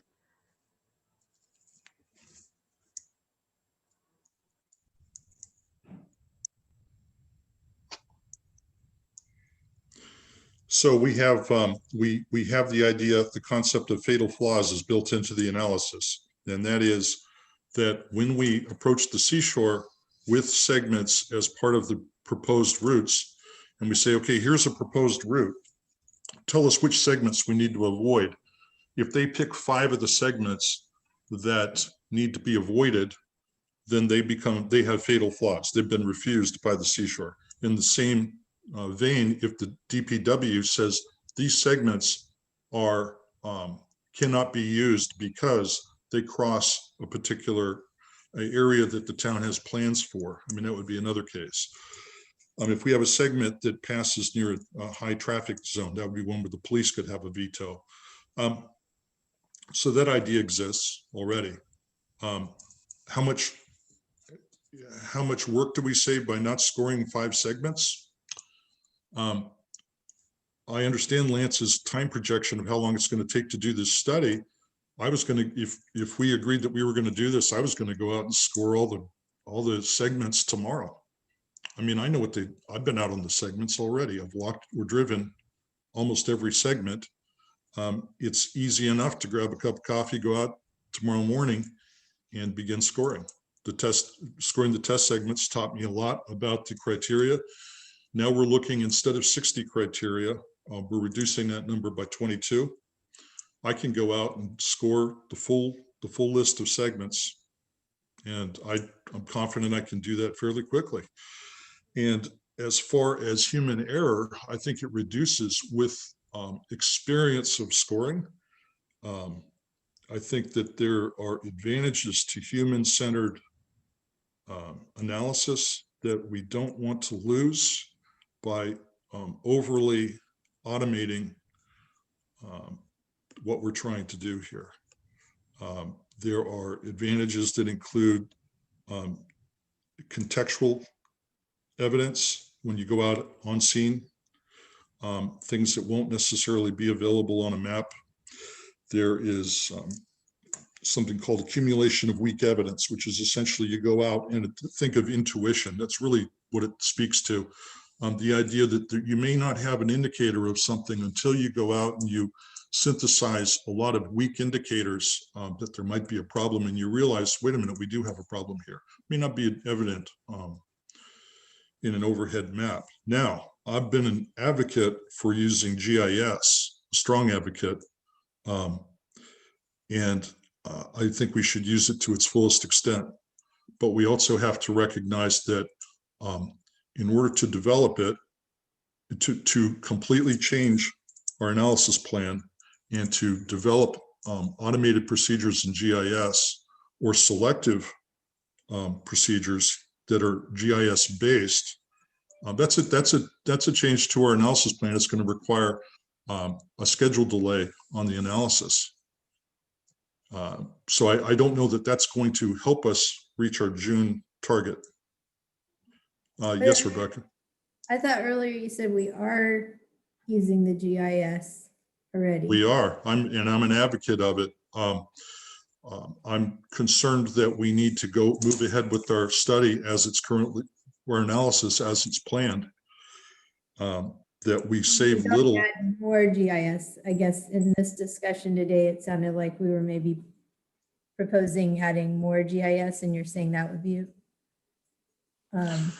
things too much. Well, right now we've basically taken 22 of the criteria. 5 of those, if we remove 22 of them, 5 of them I think require external agencies. So that leaves 17 that now will be judged using GIS, and that leaves 38 that we would be judging in the field. Those 38, as Smith pointed out, seem closely related to some of them are closely related to each other. I really think that fact and the fact that several of the segments are basically just different lengths of the same roadway or same right of way is going to greatly ease and speed the scoring in the field. And it maintains the integrity of our analysis, so that if somebody says, what happened to the path I recommended? Oh, we decided not to score it because we didn't think it looked good enough. I think that this way, what we say is, you know what, your pathway scored a 150 on a scale of 500. Christy. Everyone know I have to be at work at noon, which is in the same exact seat on the computer. So I'll be off soon. The other thing is, I'm not saying that we say we didn't think it was good enough. I'm saying we'd have a concrete reason for not scoring something.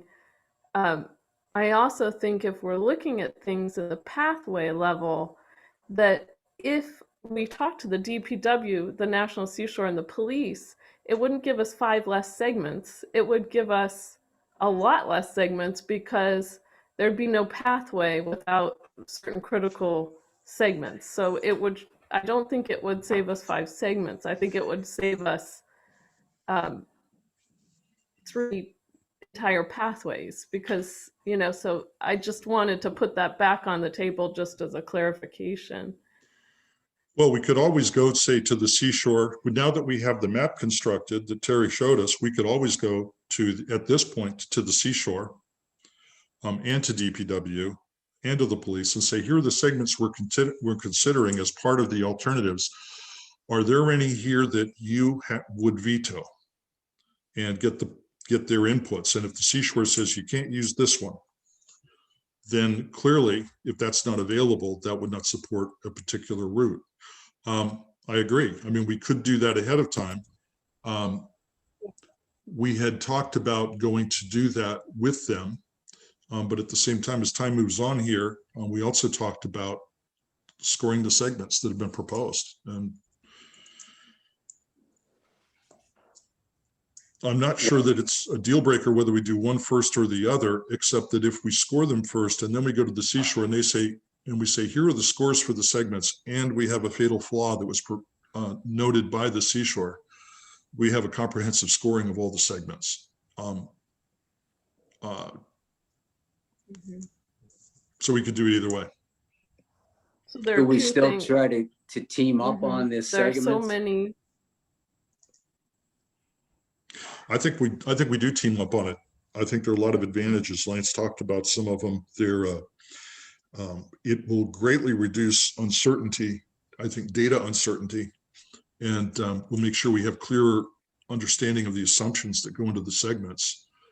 But I also mean, Peter, to team up in the sense of breaking it up too, so that we don't all have to do all the segments, you know, that two people do this many segments, 2 people do that many segments. I think we can trust each other's judgment pretty well on that. And that way we could maybe get ourselves to the point where we've got it down, and now we really know these are our then at that point we can start eliminating some of the others and then maybe work more together on that final group of segments, you know, when we get it down to a top 25 or whatever segments, you know, then we can work together. But I'm just saying, initially, again, if we can delegate it out a little bit in the beginning, because it's, you know, I don't know, it might save some time and get us. Well, if we were to take the 108 segments and we were to, split it in half in some logical fashion, yeah, I mean, there would obviously be some time savings on an individual level where, you know, people would spend half the time. At the same time, you have to recognize the learning curve. Things are going to get much faster the more you do this. The other is there is a level of consistency. For instance, if the same 2 people scored all the segments, you'd know that they had applied the same standard. If we do split it up, we just have to maybe have a cross check of each other's answers on things, if that makes sense. Where 2 people, we switch papers, you know, and just do a sanity check.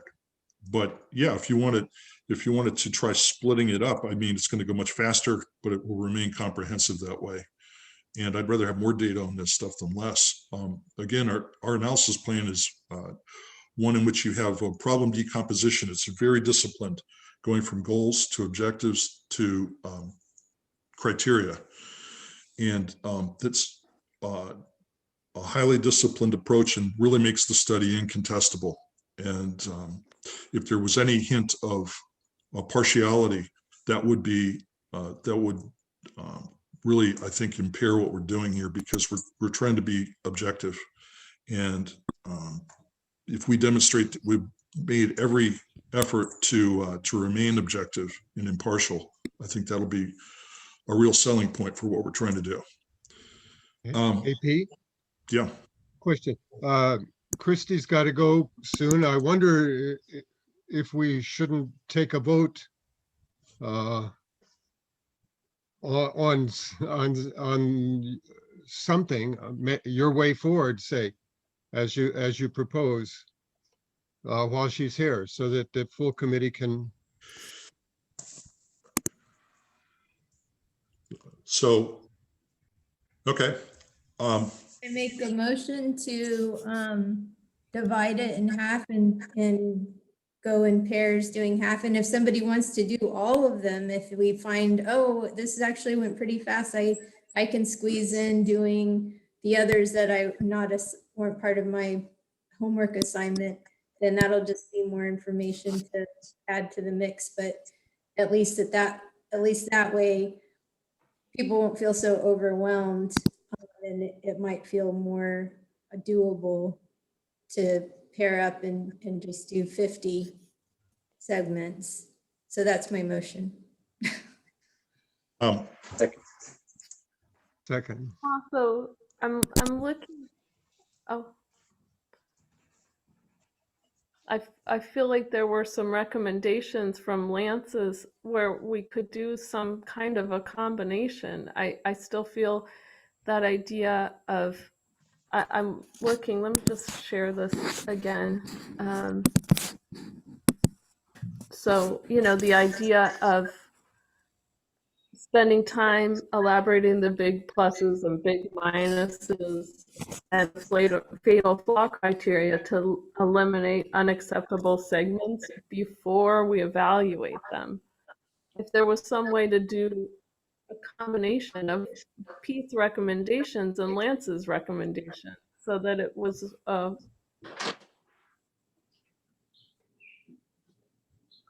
One thing we could do is rather than deciding what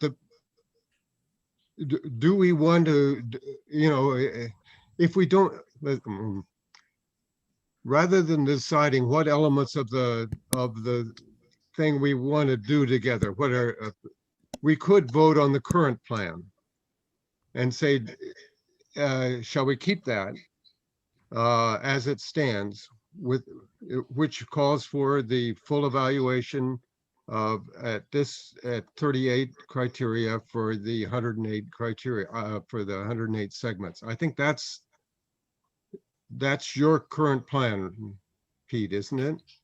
And if we don't want to do that, if we do want to do that, that's one thing. If we don't want to do that, then there's time to figure out what it is that the committee should best do, how to put it together, whether, and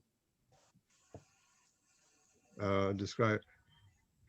So I'm just wondering if it would be too hard to try to decide all the changes that we might make. Maybe everybody feels that we should go with a full evaluation.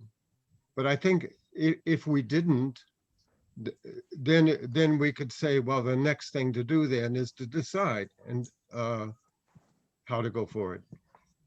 Yeah, Well, it seems to me that Pete's plan sort of does take into account Lance's concerns, and that now there's certain ones that can't be really rated as segments are going to be rated as a full path. And we've cut down the criteria. And now we're doing a divide and conquer. So that should help with the time. And I actually, sorry, Yeah. you have to go. I have So to go. Christie? I'm so sorry. Christie, all right, Christie. Yeah. Christie, before you leave, Mhm. let's just sum it up. I'll make a motion that we pursue the way forward that I described on my slide, with the addition of 2 points. One is that we divide these segments into two teams. And another recommendation, and that is criteria 1B3 be moved to the route level, and that's the parking for Vistas, to eliminate that from the segment level consideration. Second. All in favor? Aye. There's probably more we need to discuss, but I guess it's we'll have to just, Christie, are you opposed?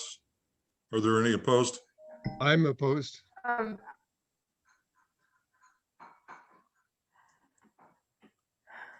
I don't know. I think it's, I even feel like just even the criteria about the vistas, it's, but I do want us to move forward. I just, I think there could be a few small changes just to collaborate between both of your really fantastic recommendations. I agree, So but I guess I'd say opposed for now. But what? I agree with you, Christy. But I guess we have now run out of time to sort of iron this out a little more, to sort of come up with a good, happy medium. If people don't feel comfortable moving forward with this study, then let's not do it. I mean, it would, if there were two opposed to doing this study as we have briefed it to the select board, then we need to stop and not do it. How about we just try this and try moving forward, and if it proves to be too onerous, then we change. I mean, this doesn't have to be the end all, you know, but let's try it. Let's see if we can do it Okay. this way and get the most information and do Yeah. it. If it just proves to be too much, then we'll say, we got to change this, got to divide it up, we got to cut back the criteria, whatever. But for now, let's see if we can do it this way and move forward. And maybe within a week we can get together even informally, or just say, hey, we got to have another meeting, we got to change this. Mhm.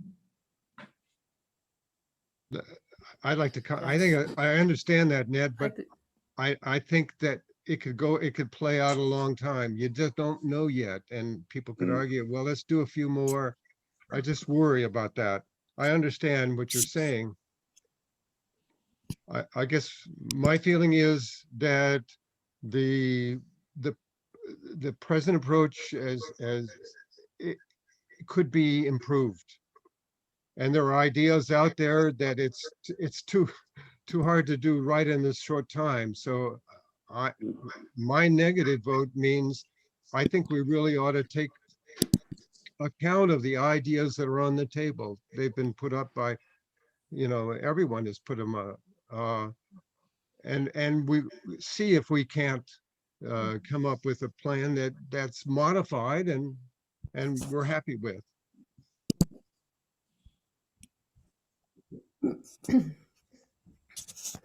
And My concern I is that was we've thinking spent, my proposal was only that we eliminate the. Oops. I was just saying that we could eliminate the fatal flaws first and then evaluate and then move forward with Pete's plan.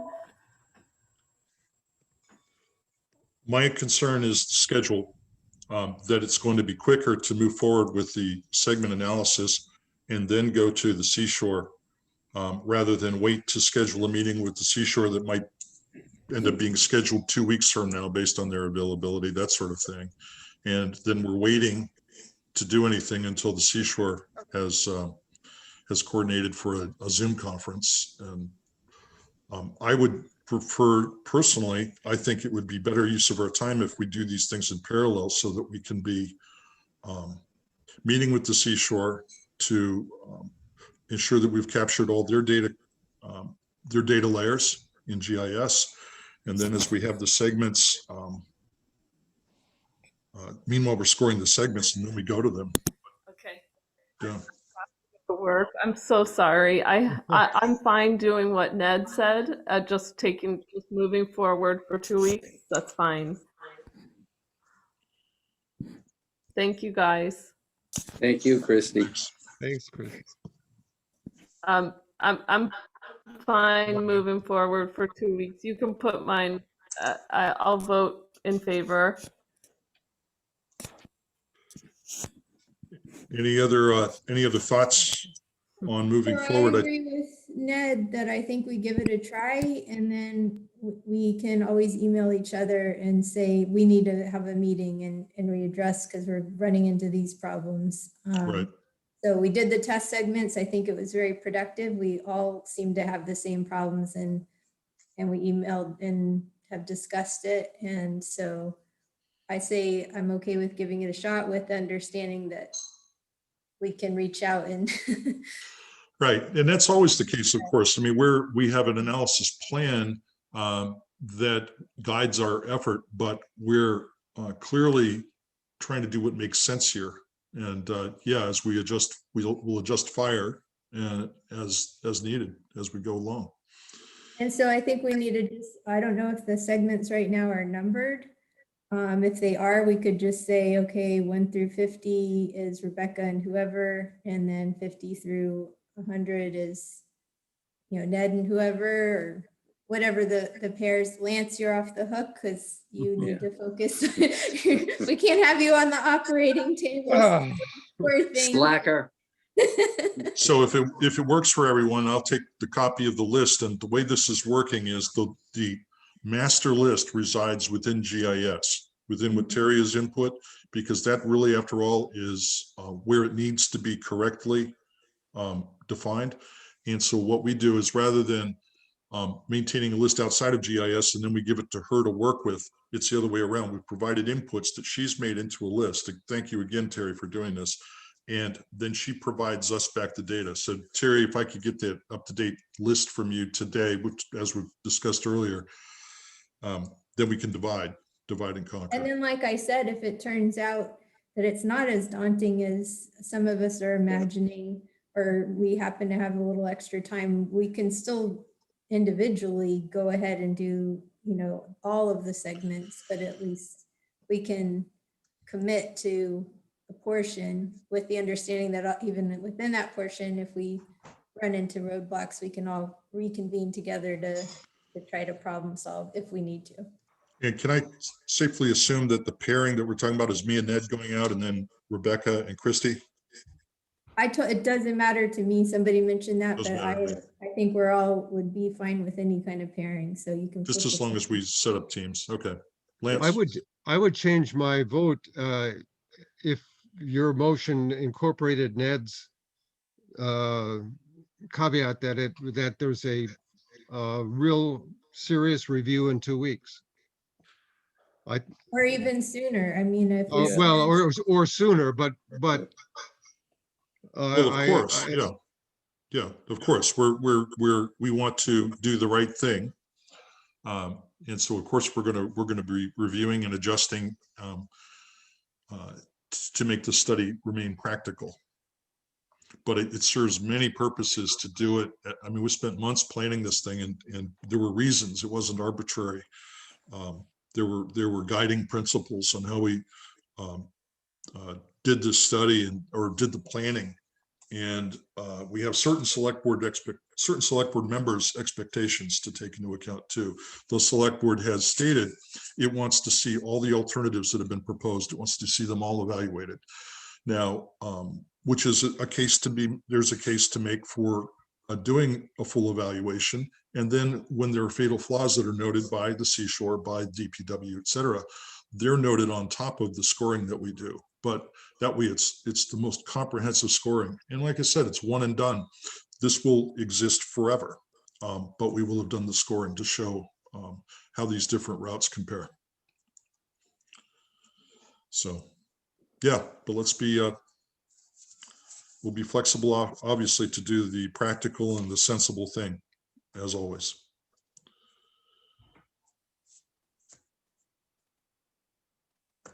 Any other Sounds like a thoughts? plan. Okay. Moving on, other bikeway and walkway issues in Wellfleet is next on the agenda. I don't believe we have any other issues to discuss. Other business not reasonably anticipated 48 hours prior to the meeting. Any other comments or inputs?